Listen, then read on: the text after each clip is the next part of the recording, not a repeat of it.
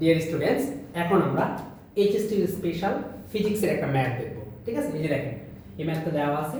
একটি জলাশয়ের প্রকৃত গভীরতা 6 মিটার। যদি পানির প্রতিসরাঙ্ক 4/3 হয় তবে এর আপাত গভীরতা কত? ঠিক আছে, তো বাইরে থেকে একটা যখন আমরা জলাশয়কে দেখি তখন আপাত দৃষ্টিতে মনে হয় যে একটু কম গভীরতা। ঠিক আছে, কিন্তু আসলে এটা একটু গভীর। তো আমরা এটা কিভাবে করতে হয় এই টাইপসের অঙ্কগুলো সেটা দেখবো। দেখেন এখানে হচ্ছে মিউ মানে প্রতিসরাঙ্ক।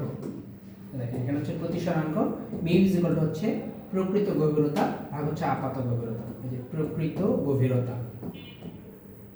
গভীরতা বাই হচ্ছে আপাত গভীরতা, এটা আমরা সূত্র জানি। আপাত গভীরতা, ঠিক আছে, প্রকৃত গভীরতা বাই হচ্ছে আপাত গভীরতা। মিউ মানে হচ্ছে প্রতিসরাঙ্ক। ঠিক আছে, এই যে প্রতিসরাঙ্ক হচ্ছে মিউ। প্রকৃত গভীরতা দেওয়া আছে, আপাত গভীরতা আমাদের নির্ণয় করতে বলছে। তাহলে আমরা পারবো না এখন। প্রকৃত গভীরতা কত হয় 6, আপাত প্রতিসরাঙ্ক কত 4/3।